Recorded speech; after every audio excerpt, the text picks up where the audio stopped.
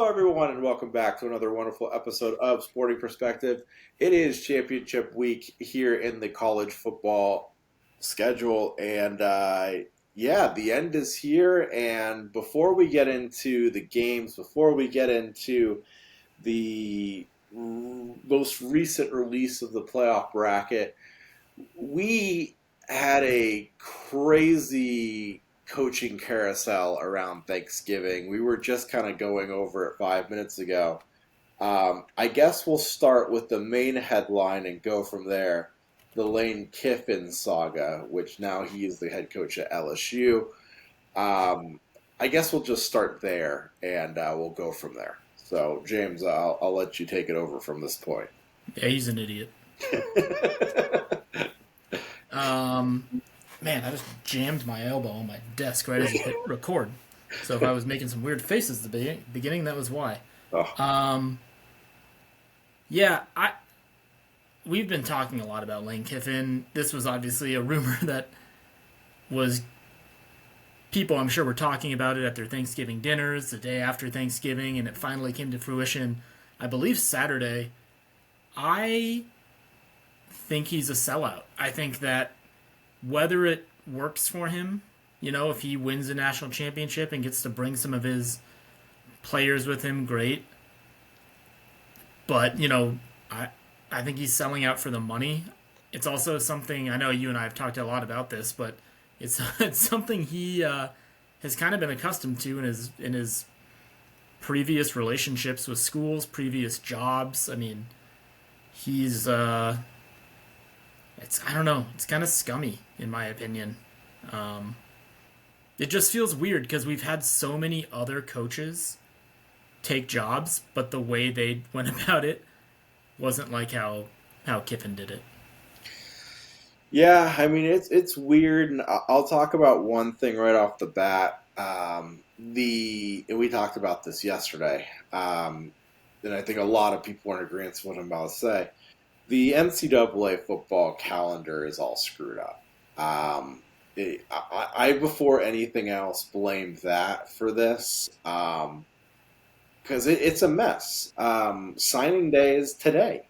I mean, let's say Lane Kiffin, and he actually has said this, that LSU is one of the pinnacles of college football, and if you get a chance to coach at one of the pinnacles, you take it. I don't think a lot of people are going to deny the fact that LSU is probably a top 5 program in college football. There's some truth to that statement. If he told LSU, I'm not coming until we lose or win, the national championship, LSU probably would have just moved on. And, so from that aspect, the calendar's all screwed up. But then on the other side, you play to win the game. And there's only going to be 12 teams left in this playoff. He has a better chance of winning a title now than he's ever had before. He's never won a title. He's never really won anything. So it's weird because, he's got a horrible track record. And then on top of it, 6 years ago, when Mississippi hired him, they should have expected this because he's done it everywhere. So it's like, if he does it to LSU shouldn't be crying wolf because he's done it everywhere. It's the same thing. It's the same story everywhere he goes. It's not like this is a surprise. It's like, oh yeah, he did it again. I just hope he doesn't do it to LSU. One, I don't know where he would, what's a better job? Like Alabama, maybe? Alabama. That would be funny if 2 or 3 years from now he screws over LSU and does this again. But yeah, I don't know. Like we talked about, I don't know why he's such a hot commodity because he really hasn't. He's not a winner. No. His best bowl game was, I think, the Peach Bowl. I think we looked up and found out.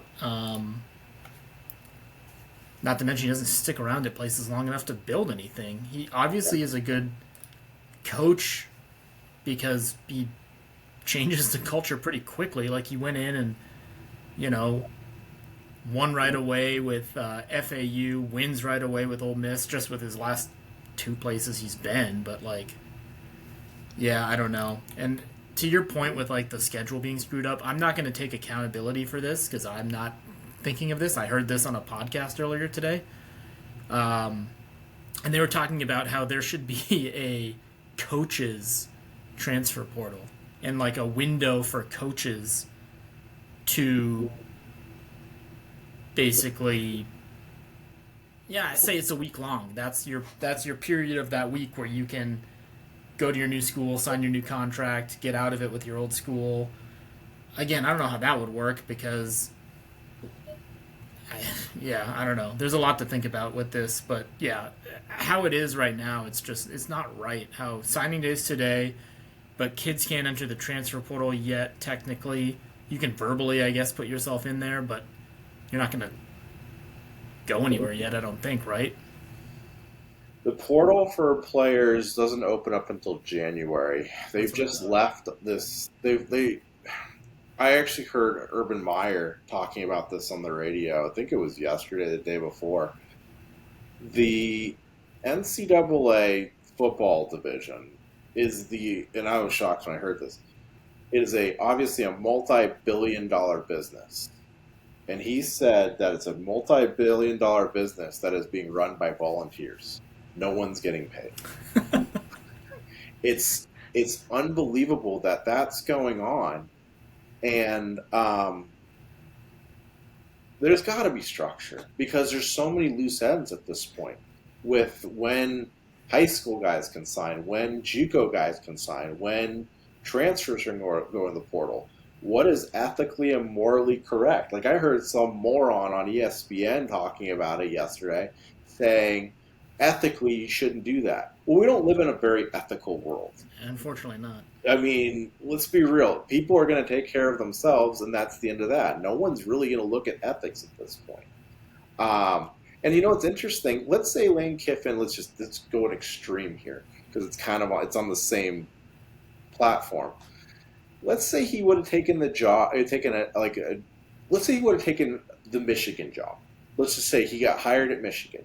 Would this be the similar type situation, or is this more of the fact that Mississippi and LSU are literally in the same conference? They're going to play each other basically every year. They're going to have the exact same recruits they're battling for. Had he gone to a superpower up north or west or whatever, do you think this would have been different, or do you think this would have all been the same stuff?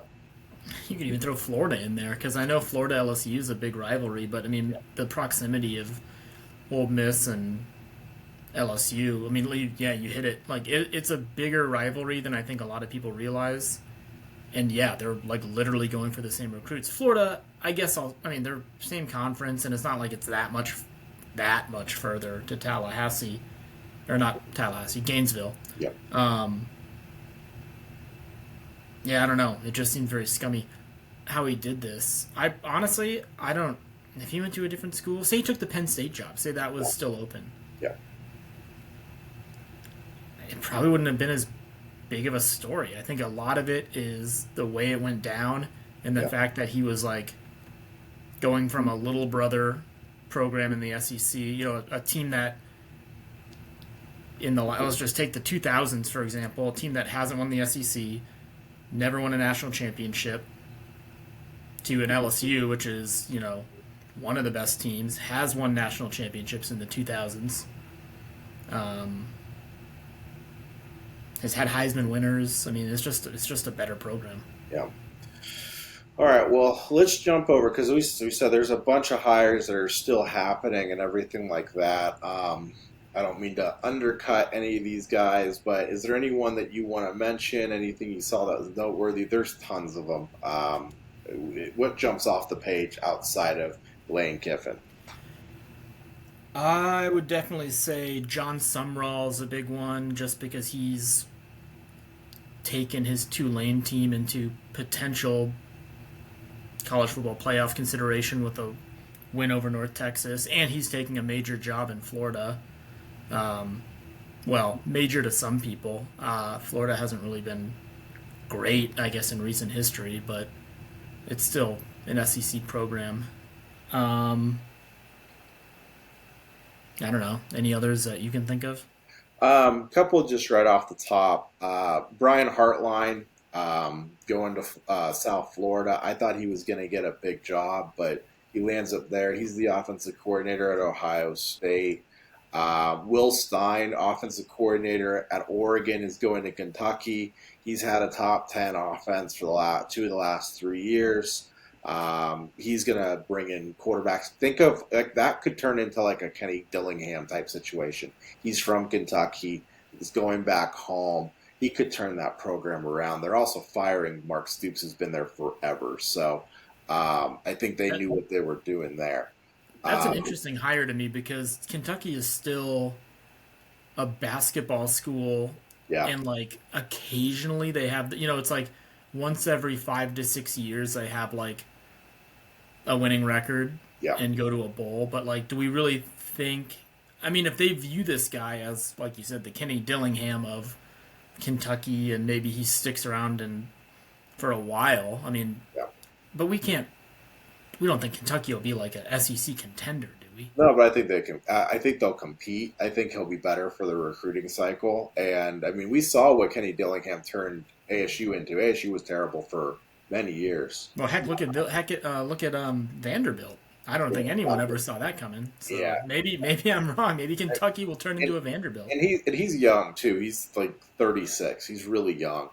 Um, Pat Fitzgerald going to Michigan State. He was good at Northwestern before he got into his trouble. He's a good coach. I think one that's going to be interesting. I don't know much about him, but just because James Madison, the last time they kicked a coach out into the big boys, um, it Maybe turned he out hasn't pretty yet well at either. Indiana. And Bob Chesney is now going to UCLA. I don't know much about him, but hey, last time they kicked out a coach, it went very well. And then one that I just think is actually I got three others I'm going to mention really fast.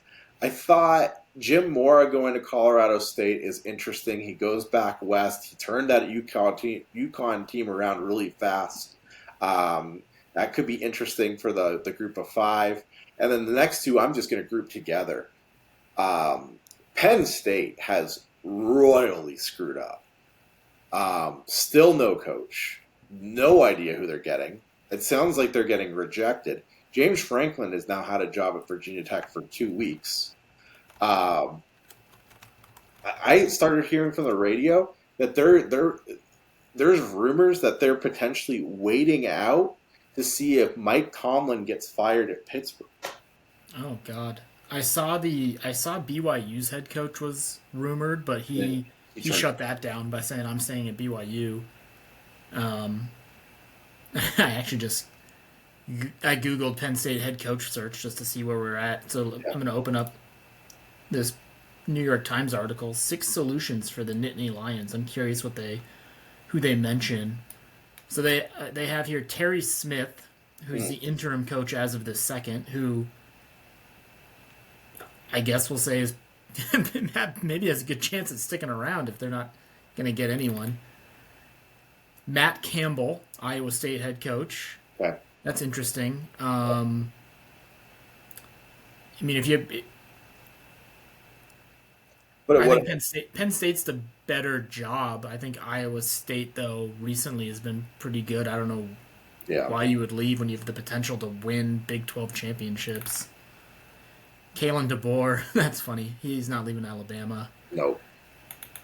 Jeff Brom, Louisville head coach. I That don't think he's leaving at this point. oh, Brom Yeah. reaffirmed his commitment to Louisville. Bob Chesney, James Madison. Well, obviously we just mentioned him. Uh, He's going to UCLA. yep. And then the last one is Jeff Monken, the Army head coach. So yeah, things aren't looking good for Penn State. Just a mess. I mean, they've really messed up their coaching search, and they've really I think they overplayed their hand. At this point, I think if they could go back 2 months, they would say, let's hold on to James Franklin. So, Or because or no to hire someone quicker, sooner rather yeah, than later. yeah. So, but well, as you can tell, a lot of coaching carousels. We're probably gonna have. We usually have one cycle right at Thanksgiving, and then we usually have one like it could be smaller, but it sometimes happens around the playoff as well. So there may be a part two to all this, but um, we'll jump over the playoff picture. I don't have a lot to say, but I will say one thing really quickly. It was interesting to see that Ole Miss really didn't get punished. They actually moved up a spot. Outside of that, everything else kind of just seems par for the course going into championship Sunday or Saturday. Um, I don't have too much to say. Yeah, I guess the only thing I can think of is, I mean, Texas Tech. I guess you have to put them at 4. Mm, I was looking at their schedule though; they haven't really played and even beaten anyone. They lost to ASU, but they just. I was looking at their schedule. I was like, for a Big 12 schedule, they didn't have too difficult of a schedule. yeah, Uh, I mean, they already beat BYU once, and then their next best wins after that were like Utah early in the season, and then maybe like Houston. I don't know. yeah. It really isn't that great. So I'm interested to see how that Texas Tech BYU conference championship goes, because say Texas Tech wins and gets a bye, they're probably going to play like an Oregon, Yeah. and that'll be a good test. The only other thing I can really think of is Miami fans are still just super pissed, and I get it. You beat Notre Dame. That's like head to head. You beat Notre Dame. Your records really aren't too far off, but it seems like the committee is valuing how good of a loss you had, if that makes sense, rather than the wins, because you could make a case for Notre Dame or Miami in that 10 spot, in my opinion. And Miami is they're a really good team. They're going to need some things to go their way this weekend in terms of they need a Duke to beat Virginia, and they basically just need a shit ton of upsets to hopefully vault themselves in at the very end. Yeah, I mean, this is a tough year, and I'm happy I'm not on the committee for obvious reasons. Um, but like you look at the top seven, I'll go top seven here, um, and Ohio State.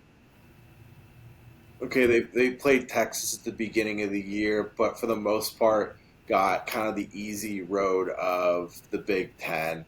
Indiana played Oregon. Outside of that, it was an easy schedule. Georgia was a murderer row. They played a lot of teams. Texas Tech had a light schedule. Oregon had a light schedule. Ole Miss, I just saw it. Their schedule was actually pretty light. Texas A&M, their schedule was light. So all your one-loss teams up top there and undefeated, for the most part, their schedules were light. And then you start getting into these two-loss teams. Oklahoma's schedule was tough. Alabama's schedule was tough. Notre Dame's schedule, they scheduled fairly tough. Miami's schedule's fairly tough. Texas was tough. Vanderbilt was tough. You have all these two-loss teams that, like, okay, what are you going to do? You're going to reward them for actually scheduling tough, slash having a tough schedule. Some of it's bad luck. Oregon situation, Ohio State situation. No one would have expected Penn State to bottom up. No one really expected USC to just not be as good. Just certain things didn't play out the way that they were supposed to. Oklahoma State, same thing with Oregon. When they scheduled that 3-4 years ago, Oklahoma State was good. They were terrible. Um, so this is where it gets really tough fitting in 12 teams when you have like a Vanderbilt, a Texas, a Miami, a Notre Dame, all with two losses, all play teams that were tough outside of schedule, have good wins, but also have those losses. This is where it's going to get really difficult for the committee, and you're rewarding a whole bunch of these 11-1 teams that didn't really play anyone. I'm obviously a big Oregon fan. Oregon's best win is probably USC at home. Well, I'm curious too how they're going to. So, like, Alabama has already beaten Georgia, but they're a two-loss team, and if Alabama loses to Georgia in the conference championship, they're a three-loss team. How, do we penalize them for that? And now Alabama's out? Well, we have a bunch of other teams with two losses, but I mean, so yes, Alabama got their third loss, but it was in a championship game. And then you could say the same for Ohio State, Indiana. They're the number 1 and 2 teams for a majority of the year, I would say. Yeah. Um, I think the Big Ten one's actually pretty straightforward in the aspect that I think the winner gets the 1 spot. I think the loser just drops the 3. And And then that's if Georgia wins. If Georgia loses, there's a good chance that regardless of how that game goes, like winners getting 1, losers getting 2. right. Um, Yeah, I mean they might have to just take that into consideration. So like, okay, so say Georgia loses, say Indiana loses, but then Texas Tech, let's just say they annihilate BYU, just beat them 45-10. I think Do the you then? only team that can leap one of those 2 teams is Georgia. That's it. Okay. I think everyone else is. I think it's the only way. Well, Um, and then the other thing we haven't really mentioned, we sort of mentioned it, but if Duke beats Virginia, we might get a Tulane and James Madison or a North yep, Texas and James Madison, which would be insane. wild. Yeah, that's very likely. So, regardless, it's going to be a very interesting weekend in college football, and I guess we'll jump into some of these games that are going to determine what's going to happen. So we'll start with the American Conference. We kind of teased it already a little bit. Number 24, North Texas taking on 20 Tulane. Both of these head coaches have actually been hired elsewhere at this point, but they're going to be coaching through however long the playoff goes for each of these teams. Pretty much, this is a win and get in, and loser is out situation. Who do you have? I'm actually excited to watch this game. This will be Friday night. There's no other real big game. There's obviously, they're not competing with the NFL. There's no other Big 12, Big 10, ACC, whatever championships. Those are all the next day. So North Texas and Tulane kind of get the night to themselves. It sucks that they're not playing this at a neutral site. I'm looking it up right now. They're actually playing it at Yeoman Stadium, which is Tulane's home field. Um, I don't know where. I guess they. I don't know. I just thought for a championship game. I know the American Conference isn't that big. I thought they'd just play it somewhere. Maybe I don't know. If the Saints aren't playing, move it to the Caesars Dome or whatever. But regardless, it's going to be technically a home game for Tulane. I think this is going to be super high scoring. Both these offenses are really good.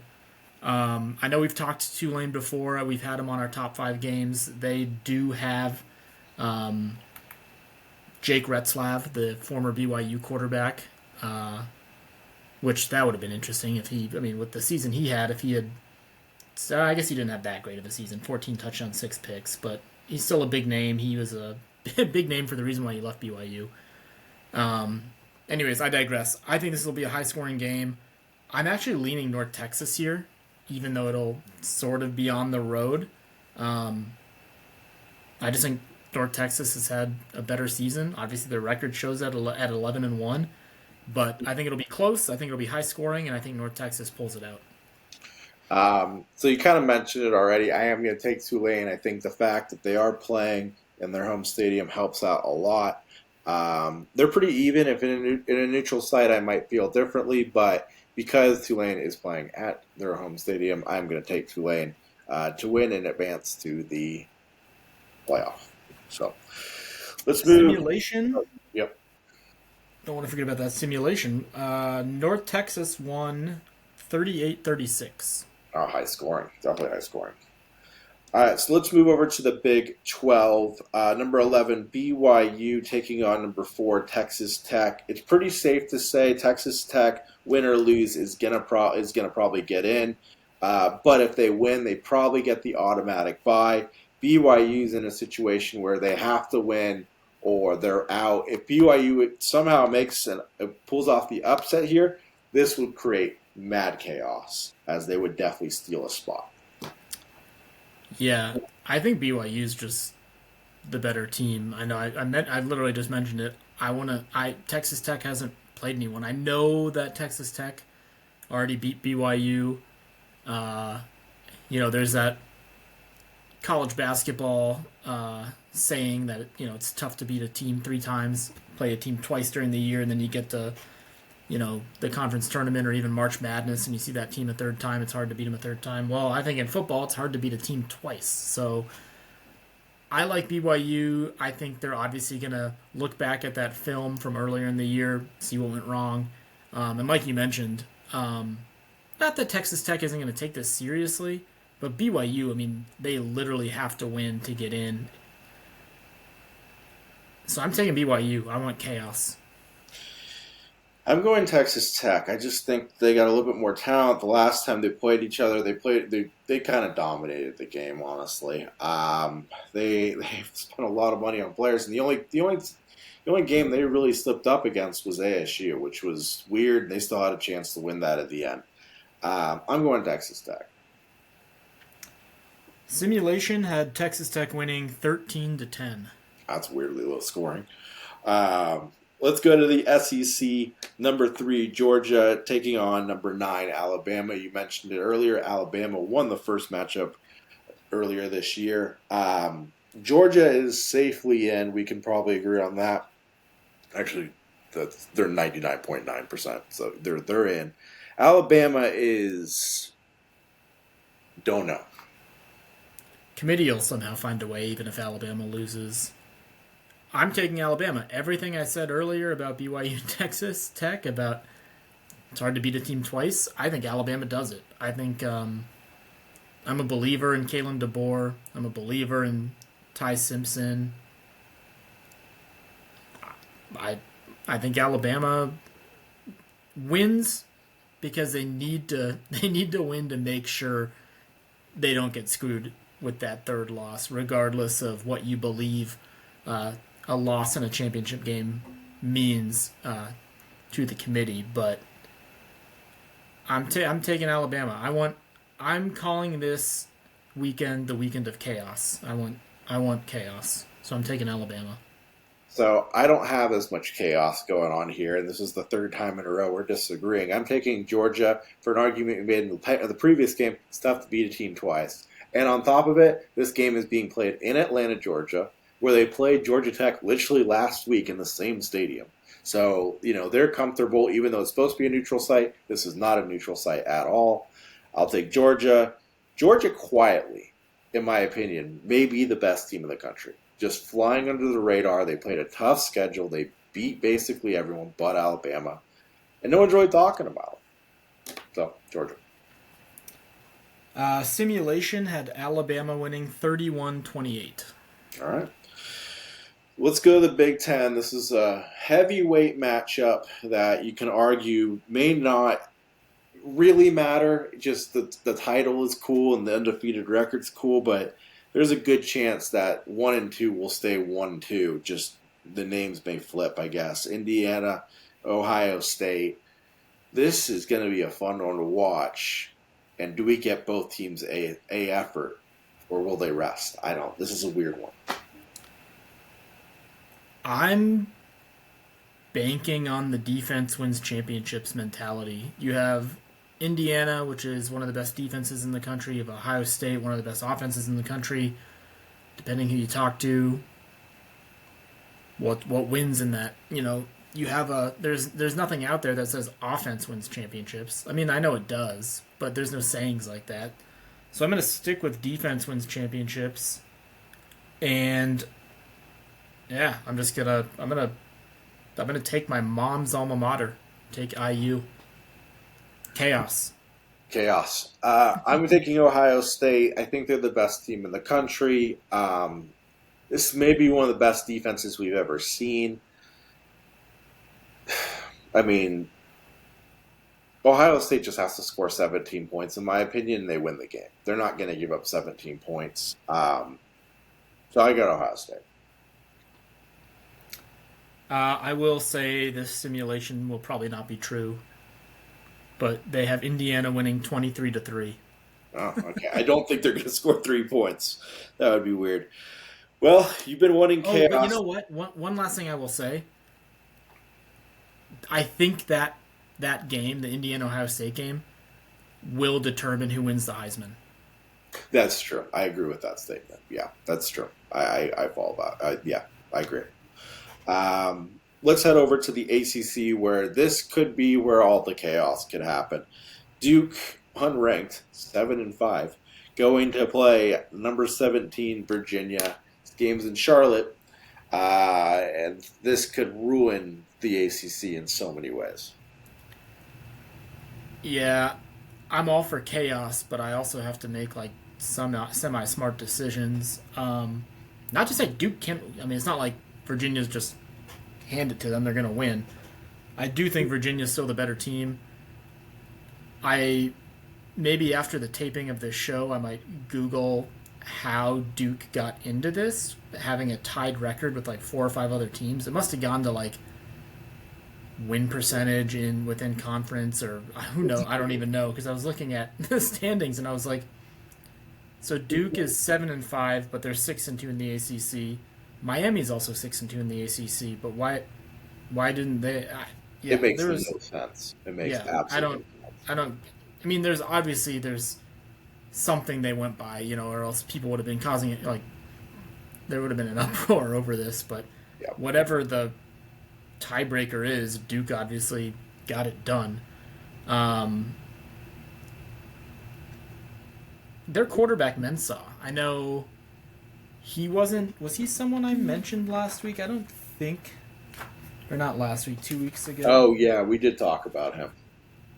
I think we mentioned him. He wasn't in my top five, but he's quietly having also a really good season. He has. I'm looking right here. 3,400 yards passing, 28 touchdowns, 4 interceptions. So, I will be honest, I can't say I've watched a Duke football game this year, so there must be other issues, probably on the defensive side of the ball, that isn't helping his case. But, anyways, I'm taking Virginia. Duke, they can't win, right? They No, can't. Or maybe they do, and it really causes a bunch of chaos. But I'm I, taking Virginia. I got Virginia too. Yeah, the Virginia is not. I mean, they're not a great football team, but they're not a bad football team. Duke is pretty inconsistent. They've had okay. Duke got their wins by beating the bottom half of the ACC, which is a bad conference. Virginia at least beat some good teams. So Virginia. The simulation has Duke winning 33-20. Wow. All right. I don't know.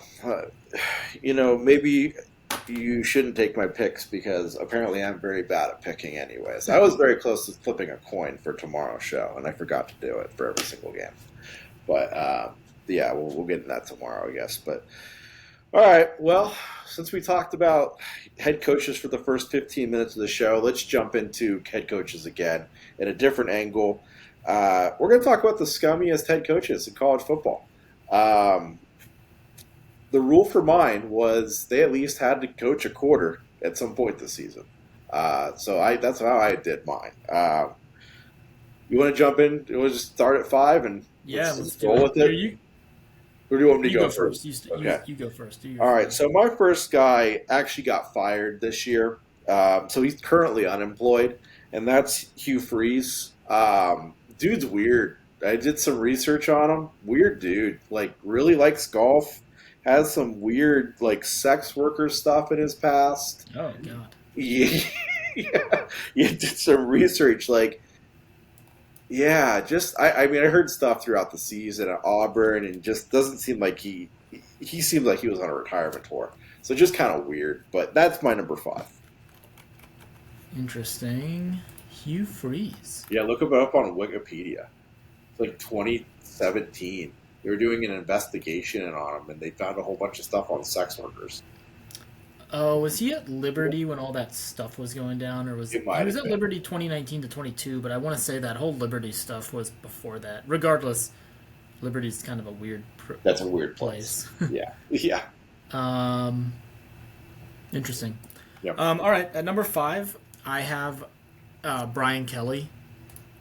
Just the way he left Notre Dame, honestly, wasn't too different than how Lane Kiffin left. A lot of Notre Dame people loved Brian Kelly, and then when he made that move to LSU, he was then the most hated man in South Bend. Um, and then he never brought really anything to LSU. It was kind of, I would say, it was, if you want to talk about like draft busts, that quarterback was a bust. Well, he was a coaching bust at LSU. But yeah, the big thing for me, I put him at 5. He changed his voice to have a southern twang when he got hired at LSU. He just seems like kind of one of those skis ball coaches. Will do anything for to get the recruit, chasing the money. Didn't work out. So yeah, I'm throwing Brian Kelly at 5. So for every reason you just mentioned, I had Brian Kelly at 4. So you're good. I have Lincoln Riley at 4. Um, I don't remember if him leaving Oklahoma was like frowned upon. I'm sure. I guess I should say to the rest of the country because obviously, whenever you're coach, if you're a fan of a team and your coach leaves, most likely you're not going to be too happy about it. Uh, but I also think he kind of sold it. Like you left Oklahoma for USC. I don't quite understand that, especially at the time he knew they were going to be going to the SEC. He takes the USC job, which like is USC really a better program? I'd probably say no. I think Oklahoma's better, unless his mindset is, oh, I'm going to go to USC, who's in the Pac-12, going to be then in the ACC, and I'll have a better opportunity at winning. Well, that really hasn't worked out. So, Yeah, yeah, I see him more as he ran away from the SEC to try and dominate the Pac-12, which then fell apart in the Big Ten. yeah. So he Or kind of Big Ten, not I don't know why I said yeah. ACC. Yeah, So Big Ten. I kind of see it if he was running away to try to find an easier road and found himself into a harder piece of situation. He's kind of like in that James Franklin category for me that he just can't win a big game. He would have had to know that though, right? I mean, it's not like they've been talking about this whole realignment. It's not like it was like It a was like a year before it actually happened. So there was talks about it, but no one actually thought it was actually going to happen all right. I'll until it give him actually that. happened. Maybe he really thought he could get away with dominating the Pac-12, and then it bit him in the ass a year later. But Yeah. he's For still a now. USC head coach, so he's a scumbag. All right. So number 3 is someone that you don't personally know him well, but he was at your program for a while.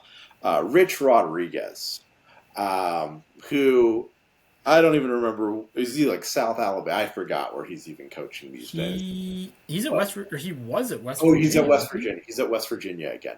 And he got fired. He has quite the track record going from West Virginia to Michigan, Michigan to Arizona, Arizona to wherever he is now. I think there's been a couple stops in between there. But if I remember right, obviously he's very sleazy, very, very strange dude. But he also got fired for all the sex toys at Arizona, right? Yeah, there was some talk. Yeah, something. I don't know if toys were involved. Well, I'm sure toys were involved. I know there was something to do with it. Was had to do with like his like assistant or something. He had some Yeah, weird very assistant. weird, very inappropriate stuff going down. But yeah, weird dude. He's actually still very well liked at Arizona. people were when people so Arizona went undefeated in the month of November, and like you look at Arizona and you're like, oh my gosh, they're 9-3. Where did that come from? But it's taken a while for people to get on the Brent Brennan bandwagon. When everyone was just like Brent Brennan sucks, get this guy out, bring Rich Rod back. All right. All right, my number 3 is Steve Sarkisian. Mm. Just another one of those guys. Like you look at him, he's always red and fuming, and he's just had a lot of weird stops in his career. I'm not going to bring up the issues he had at USC because that's personal. you know, a lot of people struggle with alcohol. I'm glad that he's sober now, and maybe he's changed his life around a little bit. But he's always just seemed like a bit of a head case and just kind of a scummy guy. Yeah.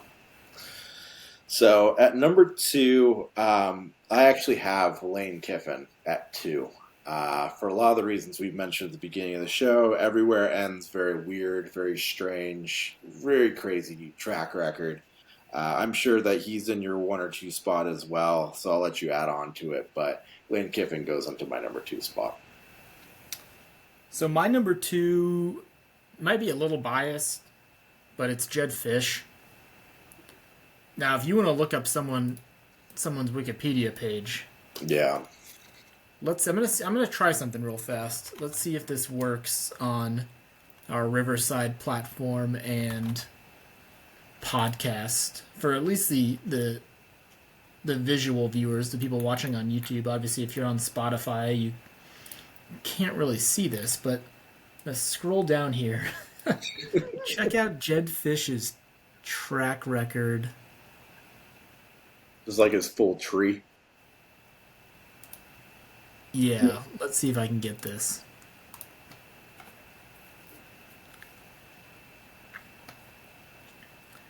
The guy doesn't stick at a place for longer than like a year or two. I mean, it's like Yeah. Florida I mean, okay, we'll give it to him. He's rising through the ranks. Yep.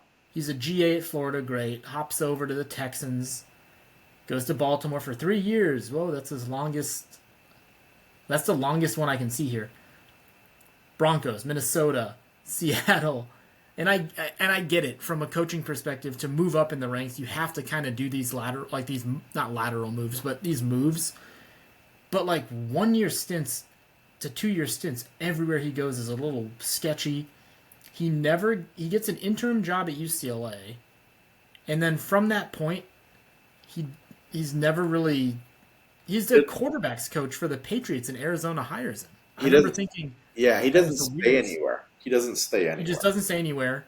And then he finally gets like his real first head coaching job, builds Arizona really quickly. Yep.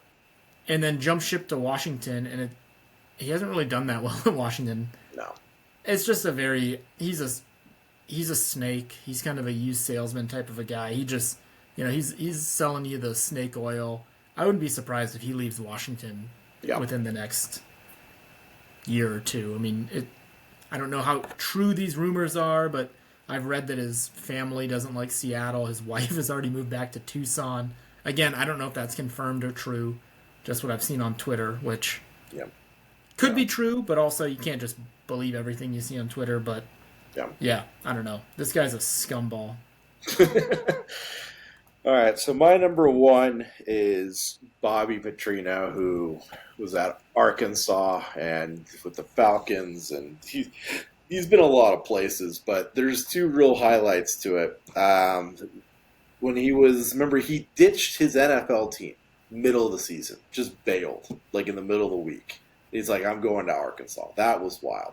And then there's that whole story with the motorcycle.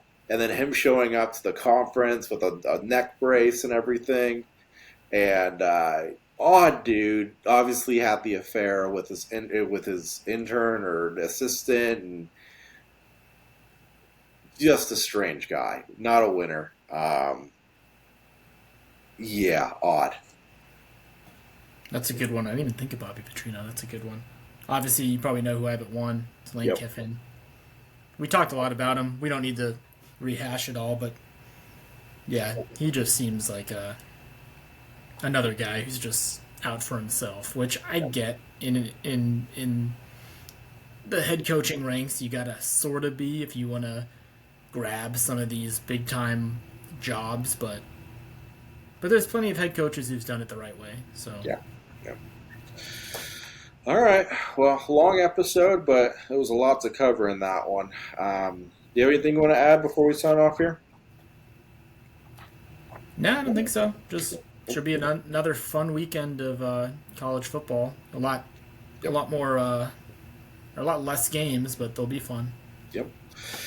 Only a couple more college football episodes left this season. It's been fun. But yeah, we'll see you.